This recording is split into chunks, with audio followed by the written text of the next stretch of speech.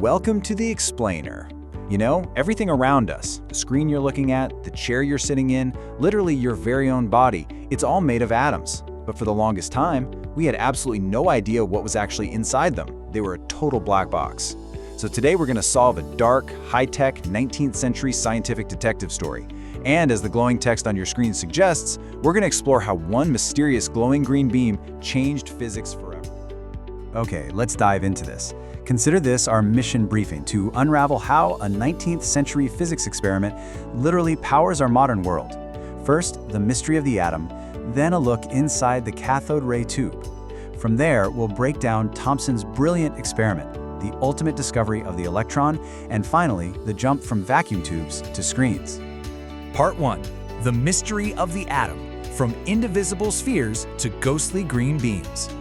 So back in the early 1800s, the atom was seen as this solid, unbreakable thing. I mean, the word atom actually comes from a Greek word meaning indivisible, which pretty much hits the nail on the head for what John Dalton proposed in 1803. And for decades, everybody just accepted that model. But as always happens, technology caught up. Fast forward to 1854, and we have Heinrich Geissler.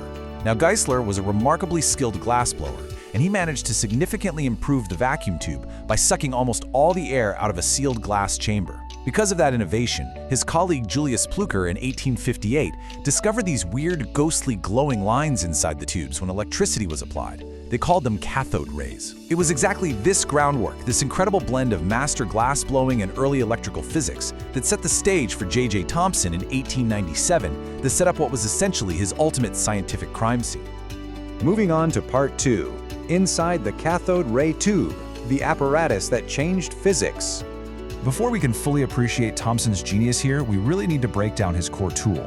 A cathode ray tube, or CRT, is defined as a vacuum tube in which an electron beam deflected by applied electric or magnetic fields produces a trace on a fluorescent screen. Like that glowing cyan text perfectly sets up for us, the fundamental function of a CRT is to take an electrical signal and convert it into a highly visible display. You juice it with electricity and boom, you get a traceable visual beam of light. Now, what's really interesting about this slide is the strict, almost poetic opposition between the two terminals inside that glass tube. On one side, you've got the cathode, and on the other, the anode. The cathode is the negative terminal, and it acts as the emitter. It's often made of materials like a cesium alloy that love to easily release electrons when heated up. Then you have the anode, the positive terminal, acting as the receiver for that outflowing current. Because positive and negative attract, when you crank up the voltage, a beam just rips across the vacuum, straight from the negative cathode to the positive anode. That right there sets the physical groundwork for our mysterious ray. Which brings us to Part 3, Thomson's brilliant CRT experiment, interrogating the cathode ray. I want you to imagine stepping right into J.J. Thomson's shoes in 1897. He's looking at this tube, he sees the glowing beam, but he doesn't just want to stare at it. He wants to actively interrogate this invisible particle stream using the laws of physics. He's determined to figure out what the heck this thing is actually made of. So, he executes this brilliant step-by-step procedure. Step 1. He partially evacuates the air and fills the chamber with low-pressure hydrogen gas. Step 2. He applies a massive high voltage to the metal pieces at opposite ends.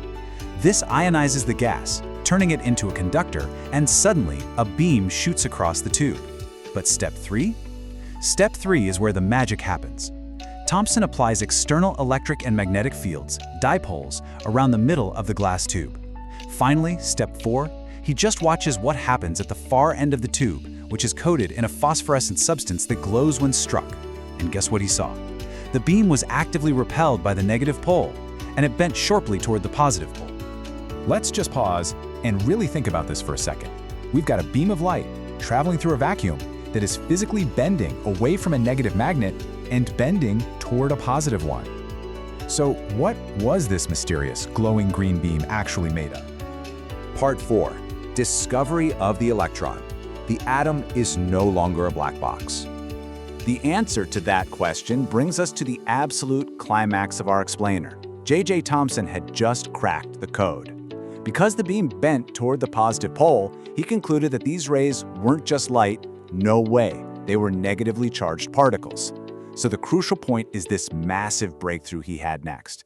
He started swapping things out. He changed the metals used for the electrodes, he changed the gases inside the tube, and it absolutely didn't matter. The beam behaved exactly the same way every single time. This meant that these negatively charged particles, which we now call electrons, didn't depend on the material at all. They had our universal basic constituents of all atoms. And if every atom has these negative pieces that you can just rip out, well, atoms must also have a positive part to balance them out. Plus, it implies that the atom is actually mostly empty space. To back this up, Thomson calculated a highly precise charge-to-mass ratio for the electron, 1.76 times 10 to the 11th power coulombs per kilogram. He managed to hit this incredible level of precision by using hydrogen in the evacuated tube.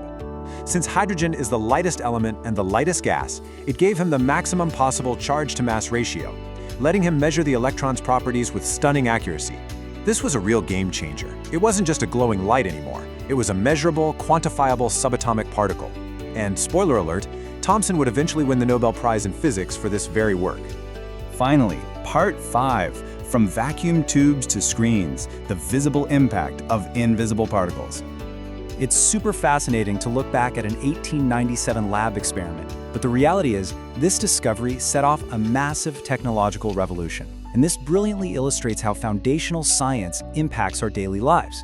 That glowing vacuum tube on Thomson's desk, it's the direct ancestor of the screens a lot of us grew up watching. Traditional television displays, those bulky computer monitors, they were literally just giant cathode ray tubes.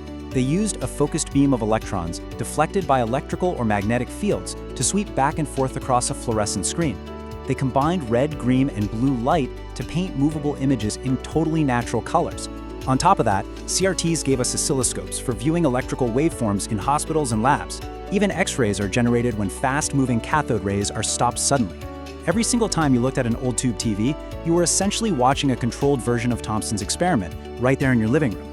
So, we've seen the electron evolve from an 1897 laboratory mystery into the fundamental building block of our entire digital world. They orbit every atom, and they flow from atom to atom as the electric current that powers, well, everything. But I want to leave you with one final thought to chew on. Thomson proved that atoms aren't just solid little blocks. The negatively charged electrons are tiny, and they're dispersed far outside a positively charged, dense little core called the nucleus, which means that the vast, overwhelming majority of an atom's volume is complete, utter emptiness. So, if the atoms that make up the chair you're sitting in, the screen you're watching, and the very cells of your own body are fundamentally composed of empty space, just how solid is the world around you really? Thanks.